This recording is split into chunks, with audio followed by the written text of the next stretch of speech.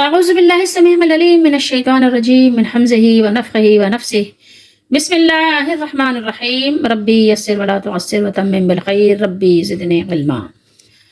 یہ آیات مبارکہ ہیں، آیت نمبر 104 سے 106 سورہ اعراف کا یہ یہاں پر اختتام ہے۔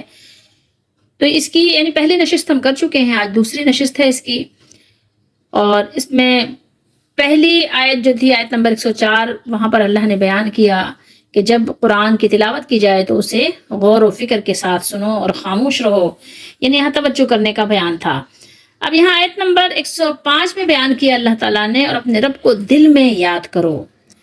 کس طرح یاد کرنا ہے؟ زاری کے ساتھ، تضرع گڑ گڑا کر، اور ڈرنے کے ساتھ، خیفہ خوف کے ساتھ، خوف اور التجا کے ساتھ اپنے مالک کو یاد کریں، آواز اور بے آواز۔ یہاں پر تو بے آواز کی بات ہے، یعنی خوف اندر سے جو ایک آپ کے اندر طاری ہوتا ہے، اس طریقے سے اپنے رب کو یاد کرنا ہے، اس امید کے ساتھ، یہ امید لگاتے ہوئے کہ اللہ تعالی ہم پر مہربانی فرمائیں، ہم پر رحم فرمائیں، ہم پر رحم کیا جائے۔ اور یہ چیزیں جبھی حاصل ہوں گی جب ہم قرآن پڑھیں گے، قرآن کو سمجھیں گے اور قرآن میں غور و فکر کریں گے، اور پھر رسول اللہ صلی اللہ تعالیٰ علیہ وآلہ وسلم کا جو آپ کا طریقہ ہے وہ بھی دیکھیں گے، تو یہ چیزیں ہمیں حاصل ہوں گی کہ ہم اپنے رب کو کیسے یاد کریں، کس طرح یاد کریں، چلا کر، یا یہ کہ خوف کے ساتھ، امید کے ساتھ، اپنے گھر میں، اپنے دل میں کس طرح سے یاد کرنا ہے۔ اور پھر مزید اللہ تعالیٰ نے ارشاد فرمایا کہ غدو اور آصال، یہ آصال بھی جمع کا صیغہ ہے، غدو بھی جمع کا صیغہ ہے، یہ غدون کی جمع ہے، اور آصال جو ہے اصیل ان کی جمع ہے۔ غدون صبح کے ابتدائی حصے کو کہتے ہیں، اور آصال آخری حصے کو جو عصر کے بعد کا وقت ہوتا ہے۔ صبح و شام اپنے رب کو یعنی خصوصیت کے ساتھ یاد کرنا ہے، ویسے تو ہر وقت یاد رکھنا ہے، لیکن صبح و شام کیا ہے؟ وظائف پڑھنے ہیں، ذکر و اذکار کرنا ہے جو سنت کے مطابق میں بتائے گئے ہیں۔ یہاں خصوصیت کے ساتھ اللہ تعالیٰ نے بیان کیا کہ جب ہم یاد کر رہے ہیں تو اس بات کی بھی یعنی ذرا تھوڑی سی اہمیت کو سمجھنے کی کوشش کریں کہ کس ذات کو، کس بزرگ و برتر کو ہم یاد کر رہے ہیں۔ تو یاد کرنے کے ادب کیا ہیں، عاجزی کس طرح کرنی ہے، خوف کس طرح رکھنا ہے، اور دل میں شوق کس طرح سے ہو کہ اپنے مالک کو کس طرح شوق کے ساتھ اور ڈرتے ہوئے اور پست آواز سے کس طرح یاد کریں۔ یہ بخاری شریف ہے اور حدیث نمبر ہے 2992۔ یہاں پر رسول اللہ صلی اللہ تعالیٰ علیہ وآلہ وسلم نے اپنے صحابہ کو ذکر کرنے کا ادب سکھایا۔ حضرت ابو موسیٰ اشعری رضی اللہ تعالیٰ عنہ نے بیان کیا کہ ہم ایک سفر میں رسول اللہ صلی اللہ علیہ وآلہ وسلم کے ساتھ تھے، جب ہم کسی وادی میں اترتے یعنی ڈھلان میں نیچے، تو لا الہ الا اللہ اور اللہ اکبر کہتے، اور ہماری آواز بلند ہو جاتی، یعنی بلند آواز سے اللہ اکبر کہتے۔ تو اس لیے نبی اکرم صلی اللہ علیہ وآلہ وسلم نے فرمایا، اے لوگو اپنی جانوں پر رحم کھاؤ، کیونکہ تم کسی بہرے یا غائب مالک کو نہیں پکار رہے ہو، وہ تو تمہارے ساتھ ہی ہے۔ اللہ تعالیٰ کو تو علم بھی ہے اور قدرت بھی ہے، اور اپنے علم و قدرت کے ساتھ وہ ہمارے ساتھ ہے، ہمارے شہرک سے بھی قریب ہے، بے شک وہ سننے والا اور تم سے بہت قریب ہے۔ تو یہاں پر اللہ کے نبی صلی اللہ علیہ وسلم نے ہمیں سمجھایا کہ اللہ تعالیٰ نہ تو اصم ہے نہ غائب ہے، بلکہ کیا ہے؟ انہو معاکم انہو سمیع قریب۔ اب آپ قرآن مجید کے آیت کو سمجھنے میں بہت زیادہ آسانی محسوس کریں گے کہ آسانی کے ساتھ آپ قرآن کو سمجھ جائیں کہ اللہ نے کیا فرمایا، کیونکہ نبی کریم صلی اللہ علیہ وسلم نے ہمیں یہاں توجہ دلائی اور سمجھا دیا کہ دیکھیے جس رب کو ہم پکار رہے ہیں وہ غائب نہیں۔ اگر آپ بہت زیادہ چلائیں گے، چلا کے اللہ کو پکاریں گے، آواز اپنی یعنی زور سے نکالیں گے، تو ظاہر آپ تھک جائیں گے۔ انسان کمزور بنایا گیا ہے، تو اپنے آپ کو تھکانے کی ضرورت نہیں ہے کہ آپ اپنے آپ کو تھکائیں۔ اللہ تعالیٰ ہماری دلوں کی پکار کو سنتے ہیں، اور اس کے لیے آپ کو بہت لمبے سفر کر کے جانے کی ضرورت نہیں کہ مولانا صاحب کے آپ ان کے دربار میں، ان کے آپ بارگاہ میں جا رہے ہیں جناب کہ وہ اللہ کا ذکر ہوگا اور چلائیں گے، ایک دوسرے پہ دھاڑے ماریں گے، ایک دوسرے پہ گر پڑیں گے۔ ایسے ذکر کی ضرورت نہیں ہے، جیسا کہ آج کل لوگوں نے ذکر کے نام پہ پتہ نہیں کیا طریقے ایجاد کر لیے ہیں، ایک پتہ نہیں غل غپاڑا مچایا ہوا، ایک عجیب و غریب کیفیت ہے، اور کہتے ہیں وہاں ایک کیفیت طاری ہوتی ہے۔ یہ سب یعنی شیطانی چرخے ہیں۔ اللہ کے نبی صلی اللہ علیہ وسلم نے آپ کو ایک آسان طریقہ بتا دیا، ٹھیک ہے؟ جس رب کو ہم پکار رہے ہیں وہ رب ہمارے قریب ہے، ہماری پکار کو سنتا ہے، ہمارے کسی عمل سے وہ غافل نہیں ہے کہ ہاں ہم کچھ کر رہے ہیں اس کو پتہ ہی نہیں ہے۔ بھائی دنیاوی بادشاہ نہیں ہے کہ اس کو خبر پہنچانی ہے کہ ہاں ہم نے آپ کی بات مانی ہے، رجسٹر تیار کرنا ہے کہ جناب اپنا ریکارڈ رکھوانا ہے. اللہ کو دربار میں ہمارا سارا ریکارڈ ہے. بہرحال آپ یہاں غور و فکر کریں، آپ کو پتہ چلے گا کہ اللہ تعالیٰ نے اس آیت کریمہ میں اپنے بندوں کو صبح و شام کثرت کے ساتھ ذکر کی ترغیب دی ہے. وظائف آپ پڑھیں گے، شیطان کے تمام مکر و فریب سے بچیں گے، آپ ذکر کریں گے، اور لوگوں کی تمام طرح کی جو یعنی آپ پر مختلف طرح کی چالیں چل رہے ہیں، سازشیں کر رہے ہیں، ان سے بھی آپ کا بچاؤ ہوگا. تو یہاں آپ کو ترغیب دی گئی ہے تاکہ ایک تو ہم اللہ کی یاد سے غافل نہ ہو جائیں، اور دوسری بات یہ ہے کہ ہمارا ذکر ہوگا اللہ کی بارگاہ میں، ہم اللہ تعالیٰ کو اپنے دل میں یاد کریں گے، اللہ تعالیٰ ہمیں اپنی جو ہے رحمت سے یاد فرمائیں گے. اللہ نے فرمایا کہ تم میرا ذکر کرو، میں تمہارا ذکر کروں گا. یہ بہت بڑی بات ہے، یہ کوئی چھوٹی موٹی بات نہیں. ہمارا یاد کرنا تو ظاہر ہے ایک عام سی بات ہے، کامن بات ہے، ہمیں تو یاد کرنا ہی چاہیے. ایک غلام کو اپنے مالک کو یاد کرنا ہی چاہیے، لیکن جس کو اس کا مالک یاد کرے یہ کوئی چھوٹی بات نہیں، بہت بڑی بات ہے. ٹھیک ہے، تو ہمیں اپنے رب کو یاد کرنا چاہیے، اپنے گھر میں بھی، اپنے دل میں بھی، اور جیسے مسجد میں جاتے ہیں تو مسجد میں بھی یاد کریں، نماز پڑھتے ہیں تو نماز میں بھی اپنے رب کو یاد کریں، صبح شام اس کی تسبیح کریں. اس کے علاوہ جو کچھ بھی اپنے کاروبار کرتے ہیں، کاروبار زندگی میں اپنے رب کے حکم کو سامنے رکھیں، یہ اس کو یاد کرنا ہے. میرے رب کا حکم کیا ہے، قرآن کا حکم کیا ہے، سنت کا طریقہ کیا ہے، تو ہم اس کو سامنے رکھیں. بولنے میں، تولنے میں، ناپنے میں، وعدہ کرنے میں، معاملات کرنے میں، ہر صورت میں قرآن و سنت کو یاد رکھیں گے تو کیا فائدہ ہوگا ہمارا فائدہ یہ ہوگا کہ پھر ہم اللہ کے مقرب بن جائیں گے، اور ہر طرح کی غفلت سے بھی اور غافلین سے بھی بچاؤ ہو جائے گا. نماز فجر پڑھنے کے بعد تھوڑی دیر ذکر و اذکار کرنا چاہیے، قرآن مجید کی تلاوت کریں، جو وظائف بتائے گئے وظائف پڑھیں. اس کے علاوہ شام میں کیا کریں، عصر کی نماز پڑھنے کے بعد اپنے رب کو یاد کریں.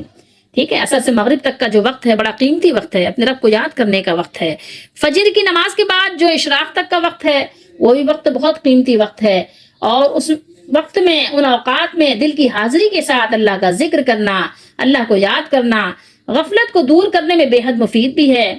اور اس کے علاوہ کا جو وقت ہے وہ جو ہمارے لیے مشغولیت کا ہے یا مصروفیات کا ہے، دنیا اور دنیا کی ضروریات کا ہے، بہت سارے کاموں میں ہمارے لیے بہت سارے شغل ہوتے ہیں، اس میں بھی اپنے رب کو یاد کرنا ہے.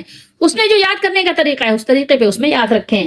اور یہ نہیں ہے کہ دن میں صبح و شام اپنے رب کو یاد کر لیا، پھر اب دن میں دھوکہ بازی کر رہے ہیں، فریب کر رہے ہیں، حرام مال کما رہے ہیں. یہ مقصد نہیں ہے. ٹھیک ہے، یاد رکھیے، یہ بات بھی سمجھنے کی ہے کہ یہ یاد کرنا صبح و شام یہ خصوصی طور پر ذکر و تسبیح کے لیے یاد کرنا ہے، اور باقی جو آپ کے دنیاوی مشاغل ہیں، جو آپ کو ظاہر ہے بیوی بچوں کے لیے روزی کمانا ہے، یا بچوں کے لیے شوہر کے لیے روٹی پکانا ہے، یا اور جو دیگر آپ کی خدمات ہیں، جو ضروریات ہیں زندگی کی، اس میں بھی آپ نے ہر چیز میں اپنے رب کے حکم کا ہر صورت میں خیال رکھنا ہے.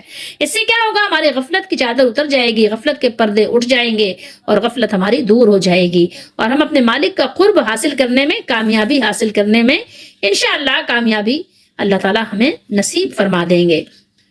اللہ تعالیٰ ہم سب کو معاف فرمائے. بعض اوقات لوگ ٹیلی ویژن دیکھتے ہوئے، اب تو خیر ہاتھوں میں موبائل ہیں، موبائل دیکھتے ہوئے، اپنے پروگرام دیکھتے ہوئے، کچھ بھی دیکھتے ہوئے کیا ہے، ذکر تسبیح بھی ہو رہی ہے نا، تسبیح بھی پڑھ رہے ہیں، سبحان اللہ بھی پڑھ رہے ہیں، لا الہ الا اللہ بھی پڑھ رہے ہیں، استغفر اللہ بھی پڑھ رہے ہیں، اور اپنے جو موبائل کے میسیجز وغیرہ ہیں وہ بھی دیکھ رہے ہیں. تو اب دل کی حاضری تو نہیں ہوئی نا، دل تو کہیں اور حاضر ہے، اور زبان سے ذکر کر رہے ہیں. ٹھیک ہے، فی نفسی کا.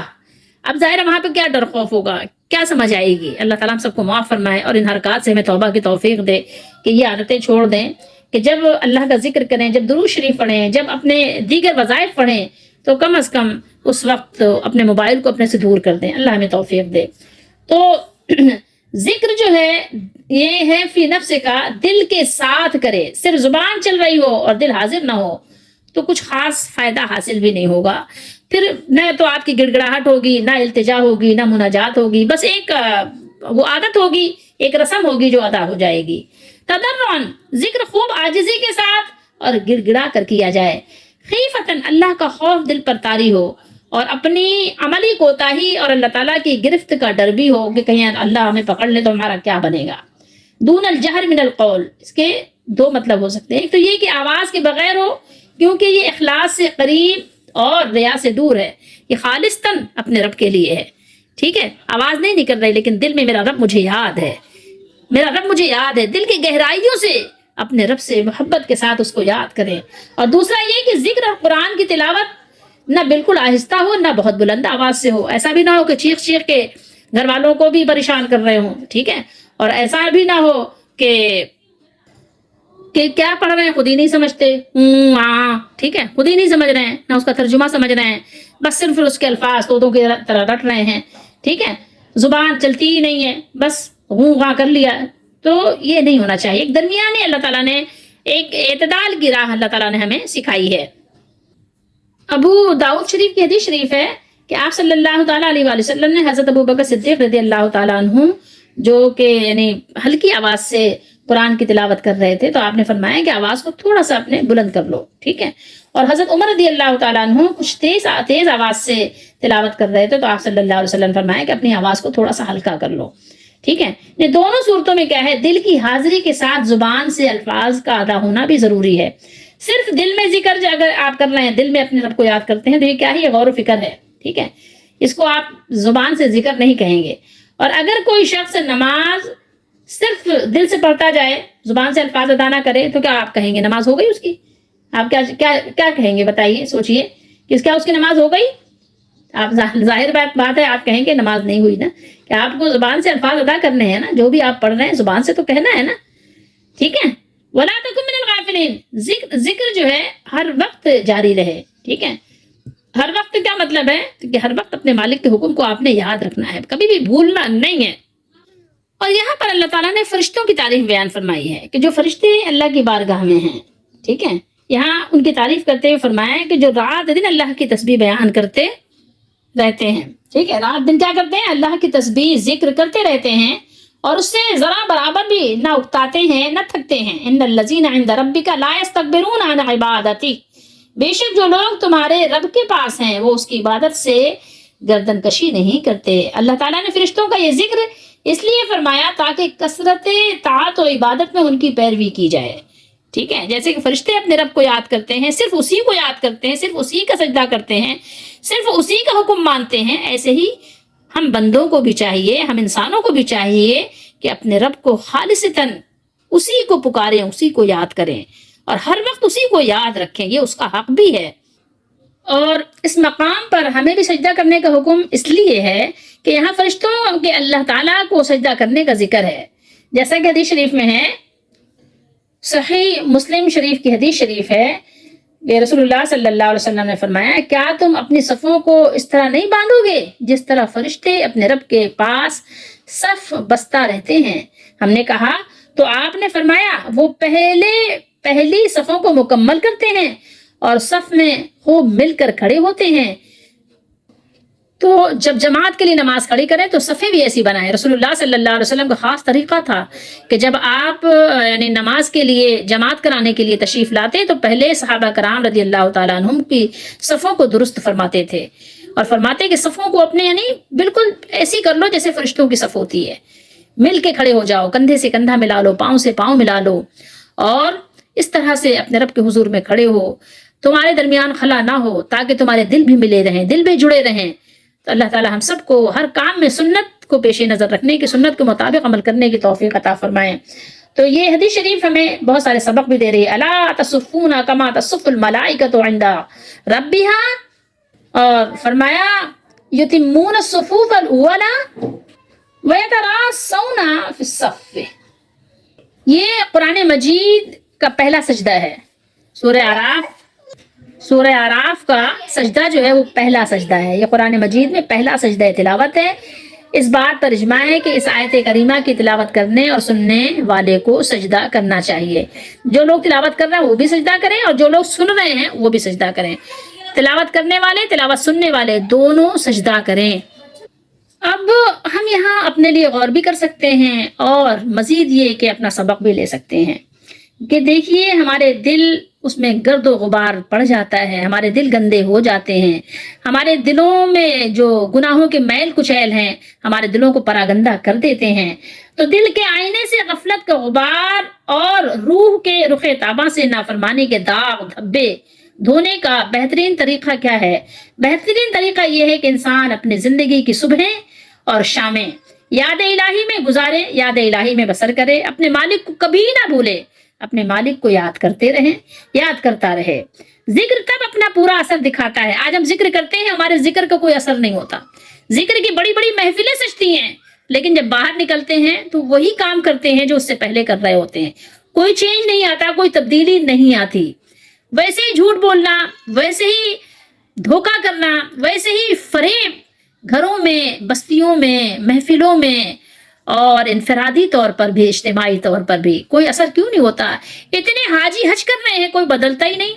اتنے عمرہ کرنے والے عمرہ کر رہے ہیں، لیکن آپ دیکھیں ہمارے حالات کیسے ہیں. رشوت بھی چل رہی ہے، سود بھی چل رہا ہے، ذکر بھی ہو رہا ہے. کیسے؟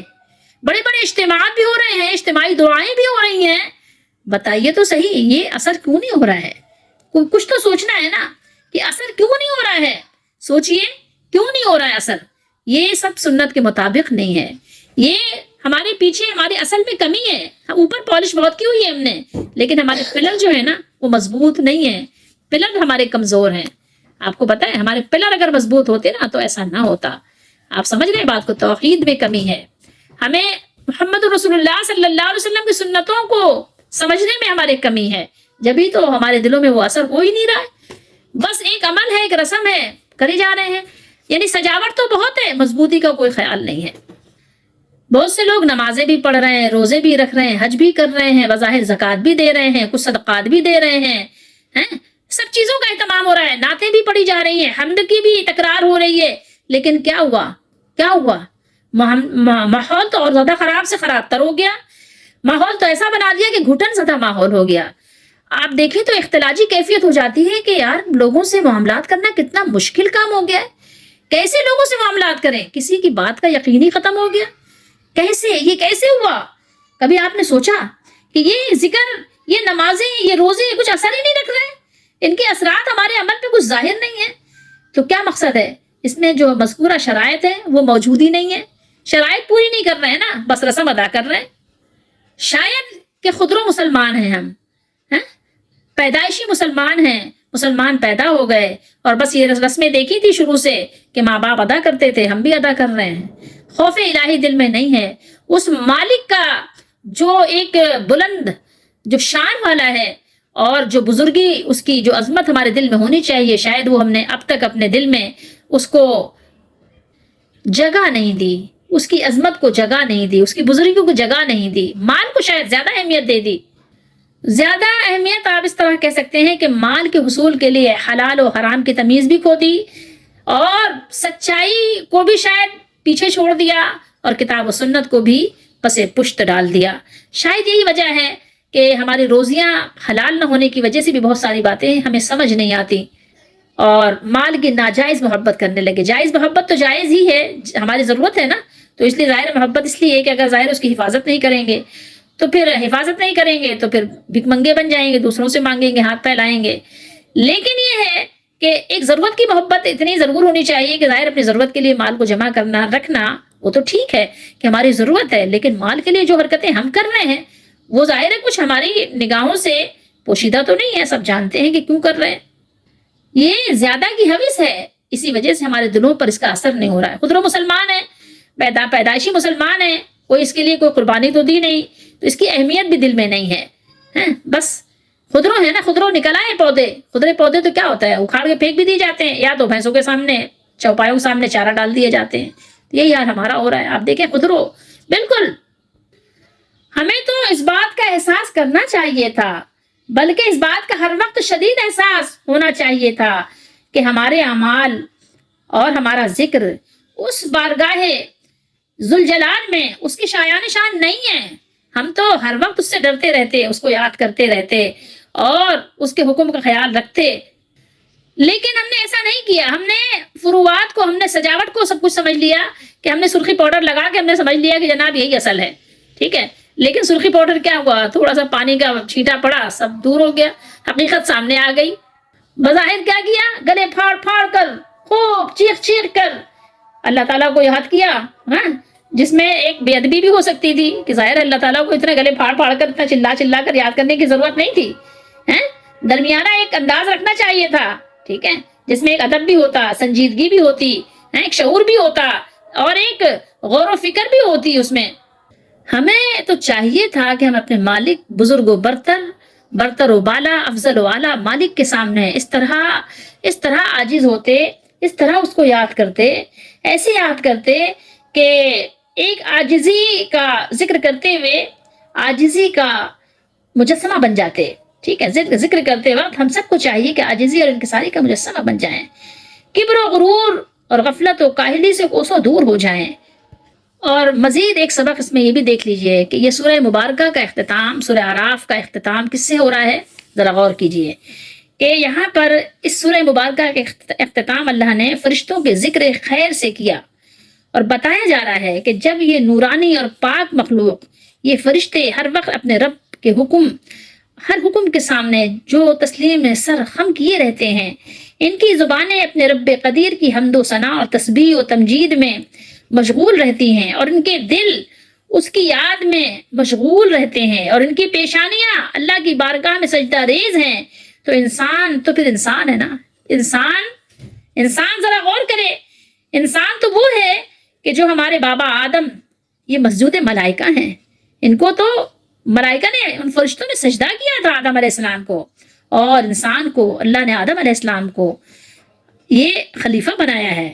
ٹھیک ہے، اللہ تعالیٰ کا خلیفہ ہے، تو اس کا کیا فرض ہے، میری اور آپ کی کیا ذمہ داری ہے کہ ہم اپنے مولائے کریم کی عبادت اور اطاعت میں صبح و شام کیا بسر نہ کریں؟ بالکل، ہمیں بھی چاہیے کہ ہم صبح و شام اس کو یاد کرتے رہیں، ہر دم اس کی یاد، اس کے ذکر اور اس کی محبت میں کیا رہیں؟ مصروف و مشغول رہیں، سرشار رہیں. اور سجدہ تلاوت پڑھ کر سجدہ کس طرح کرنا چاہیے؟ باوضو ہوں، قبلہ رخ ہوں، اور اس میں رکوع وغیرہ نہیں ہے، اس میں ڈائریکٹ اللہ اکبر کہتے ہوئے سجدے میں چلے جانا ہے. اور سجدے کی دعا ہے، اگر یاد ہے تو ٹھیک ہے، نہیں یاد ہے تو سبحان ربی الاعلیٰ 3 مرتبہ پڑھ کر اللہ اکبر کہتے ہوئے کھڑے ہو جائیں، واپسی اپنے معاملات میں، اپنے کام میں مشغول ہو جائیں. یہ ہے سجدہ تلاوت کا طریقہ. اللہ تعالی ہم سب کو قرآن مجید کو صحیح طریقے سے تلاوت کرنے کی، پڑھنے کی، سمجھنے کی، عمل کرنے کی توفیق عطا فرمائیں، اور ہم سب کے گناہوں کو معاف فرمائیں. دعا کریں کہ اللہ تعالی ہم سب کو بھی صبح و شام اپنا ذکر کرنے والا اور ہر وقت اپنے مالک کو یاد رکھنے والا بنا دیں. اور اللہ تعالی ہم سب کو بھی اپنے نیک لوگوں میں، جو ان کے دربار میں، اللہ کے دربار میں نیک لکھے ہوئے ہیں، ان لوگوں میں ہمیں بھی قبول فرمائے، شمار فرمائے. اللہ تعالی ہم سب کے گناہوں کو معاف فرمائے، ہمیں بھی سنت کے مطابق ذکر و اذکار کی توفیق دیں. اور بے شک اللہ تعالیٰ توفیق دیتے ہیں ان لوگوں کو جو مانگتے ہیں، جو کوشش کرتے ہیں، جو طلب کرتے ہیں، جو طلب رکھتے ہیں.